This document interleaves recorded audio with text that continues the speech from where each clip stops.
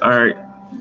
Hello, everyone. This is Jason, aka Director Nola, and today we're going to talk about this one thing. So, I had a person comment on one of my other videos asking me about what do I think about companies that accept crypto yet they take fiat. First of all, as you know, Kimchi Socks, we've been accepting cryptocurrencies. In particular, we've been accepting cryptocurrencies since when the price of Bitcoin was at $250 for one Bitcoin. All right, and that's all Bitcoin. So that's how long Kimchi Socks has been accepting cryptocurrencies.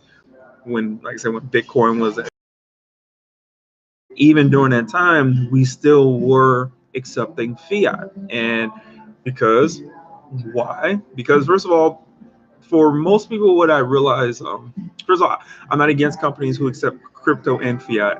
At the current status, the current ecosystem, the way the whole supply chain operate, most companies, especially if you're a product-based company, you have to accept both. You can't just live off of one. You got to have a healthy balance of both. You could probably accept all crypto, but at some point you're going to have to liquidate into fiat. And reason being is because most of, like, for example, I produce socks. My manufacturer does not accept crypto. He doesn't play with it. He doesn't touch it.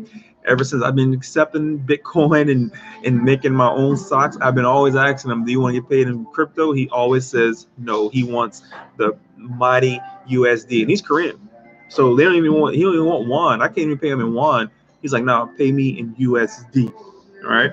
So why is it important for companies to be able to accept both? First of all, the fact that we haven't invested into the infrastructure for companies. I'm talking about online-based companies later. We haven't invested into the infrastructure enough where product-based companies don't have to rely on fiat. And what do I mean? Because, like, for example, me, for example, I have to pay my manufacturer in fiat. He doesn't accept cryptocurrencies. Even if I were to use BitPay like I do normally use, you can use something like BitPay, and I even try to convince my manufacturer to accept to use BitPay, because they offer the invoicing service, right? Whereas I say, hey, look, even if you pay you via Bitcoin or Bitcash, and then they will convert it into fiat and have it deposited into your account. Once again, he said no. In particular, also because he has a Korean bank account, so that would have still been issues with BitPay and his banks, anyways. But the infrastructure isn't there. The infrastructure isn't set up. We spent a lot of the money that did come into the space of his last couple went towards ICOs. ICOs that were what, digital based companies, not they were. I take it back. There's a few Pony X. They create the POS system, the mobile POS system for companies and merchants and whatnot. And I'm pretty sure there's probably other companies similar, but for the most part, the bulk of the capital, the bulk of the money that was ecosystem early on during the ICO craze went into digital companies. And then, as you see right now with some of these companies that raised all this money, some laying people off or closing their doors, and they're digital based. They're not even physical product based companies. So I tend to run into these issues with people who come from online companies compared to product based company backgrounds, whereas online companies thinks don't they especially if you're in an online based business and you never ever worked in a physical based business that require you to produce and distribute a physical product. I think there's a huge disconnect. But for those of us who are product based companies, we have to accept both. We just can't go off of one. And now let me explain that to you. And then for any company who is accepting cryptocurrency, right? Essentially, they're accepting cryptocurrency in exchange for the product or goods that they're giving to you.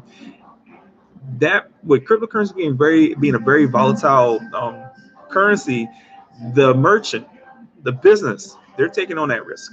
They are the ones who are bearing the burden and the risk of the community, so you can have a utility for your cryptocurrency.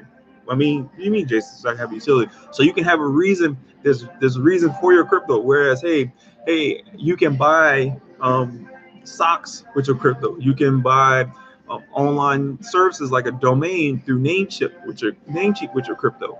But there's a lot of volatility in us taking the cryptocurrencies. Like, I can, for example, pair of my socks cost $10.99. The moment you send me $10.99 worth of Dogecoin, the price of Doge can go down quick.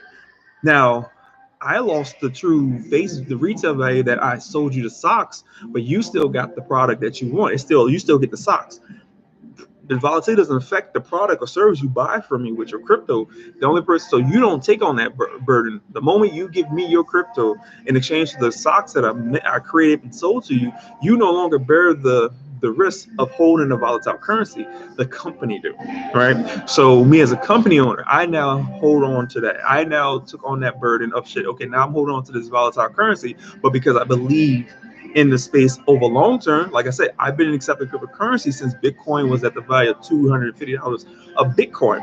So when I was accepting it early on, I pretty much held on to it, right? I was like, okay, long term, I can win with accepting Bitcoin and holding on to it. Short term, I could probably lose because at any moment the price can dip, and then I lost. So I lost product and I lost money. So with that being said, whenever I do accept it, I have to accept. I try to hold on to it because then I'm a long-term person, right? And because I did do that, when the price of Bitcoin did go up over the long term, I was able to invest. I was able to liquidate and invest those profits back into the profits from the purchase and the profits from the Bitcoin appreciating. I was able to invest that back into the company, which allowed me to be able to hire some people and whatnot. That's why. So now, at the same time, I was still selling product for fiat. So because I was taking in a healthy amount of fiat sales that was paid for in fiat, I was able to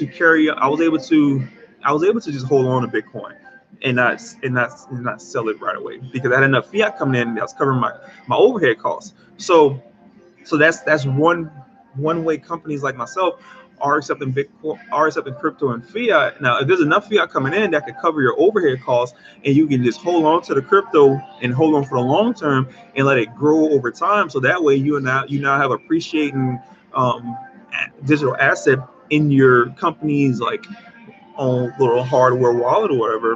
That's good on the company. So I am not against companies because, like I said earlier, companies take on the risk of accepting cryptocurrencies in exchange for a good or service that isn't volatile. All right, like the price of my socks will be $10.99, even if the price of Bitcoin drops or go up. The it will still stay at $10.99. So companies, we should not give no company a hard time if they accept cryptocurrency and fiat because companies are taking on the risk for the community. We are taking on the risk for the community so the community can show people, hey, there is a use case for my cryptocurrencies. Now, with that being said, how can we reduce the risk on the companies? Well, we need to come up with more actual use cases, right? Like I mentioned, I said it before in the past to some other people. I really do feel like we should have built upon the Satoshi Squares. We should have put more money into developing Satoshi Squares throughout the world, not developing more expensive, exclusive blockchain conferences that's on floating boats and islands, and secret back rooms, and we're just copying the Silicon Valley and the New York, Wall Street model, where it's only this impressive and innovative technology reserved for a few exclusive people. No, we should have kept going at it with the Satoshi Square. Yeah, we used to have the conferences, but at the same time, Satoshi Squares give people right there on the spot hands-on experience of how you can use cryptocurrencies to buy products. Now, what do you mean, Jason? We should go back to Satoshi Squares. We still can't do that because think about it. Satoshi Square is like it was like a flea market. Say like you go to Satoshi Square, you go in like there's like a person sitting at the entryway. Hey, look, and here we only accept cryptocurrencies. And okay, damn. Well, what is and how can I get cryptocurrencies? Oh, no big deal. You can purchase it right here from me. And you give me the fiat, and then I give you the crypto. You can go in, and all our vendors, they got their own little wallets and whatnot, and they can accept cryptocurrency in exchange for the goods or even services they sell in our Satoshi Square. That can be done anywhere. Like I said, it's like a flea market. If someone were to just set up some tents somewhere, like a little festival, and say, hey, look, any vendor or whatever, oh, and the vendor fee shouldn't be no damn $1,000. Vendor fee, and then the vendor fees should be like max $200. I'm saying max $200 because you got to pay for if it's like if the event people are trying to have like parking tenants and because you might be like a little festival style, right? Cool, max 200 for a vendor booth, maybe max. I'm talking about Satoshi Squares. The goal is not to make profits. The goal for the event. If you're organizing this, your end goal shouldn't be about I'm trying to make that bank, trying to get that bag. No, your goal should be okay. How is to educate not just the consumers but also the merchants. Because some of the merchants might be like, I don't know what this is. Well, don't worry, there's no risk because when people come in, they will buy crypto at the entry in exchange for fiat, and then they'll pay you in that crypto. And then at the end of the day, at the end of the event, when you want to cash out, you come to us, and then we exchange to you. You can either keep your crypto or you can cash out with fiat. So you can either at the end you can say, okay, hey, I want 100% of these cryptos I collected today at the social squares. I want to cash out for fiat. Cool. Or you can say, no, I want to do it 50. I want to keep some of this in crypto, but I want the rest. Give me that fiat. Cool. That right there is how we can do the social squares. It's creating right there on the spot. We creating on demand, essentially, like markets, pop-up markets. Pop-up markets. We don't need to be trying like, yeah, we can have conferences. Cool. Conferences, yeah, because conferences, but at the same time, we need to focus on doing some pop-ups at Satoshi Square. All right. I'm not in the States. I'm over here in Korea, so I'm limited on what I can do. All I can do is just be the guy who gets ideas and inspiration. But I can't, I'm not there. I'm not there in streets in America or streets in Malta or Europe or whatever. In Korea is different. I'm pretty sure you can do it here in Korea up in Seoul, but I don't live in Seoul. I'm not in Pyeongtaek. And as you see, I'm working a lot more.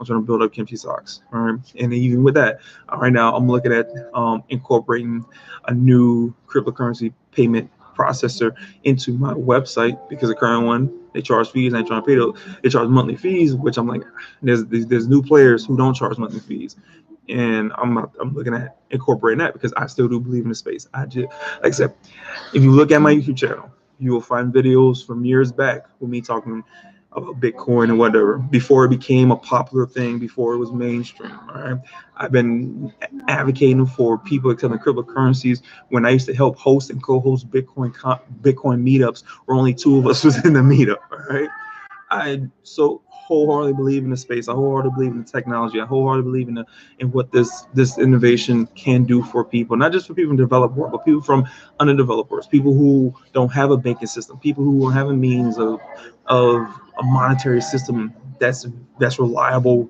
and they get reliable. Like look at Venezuela, look at some of these African countries, right?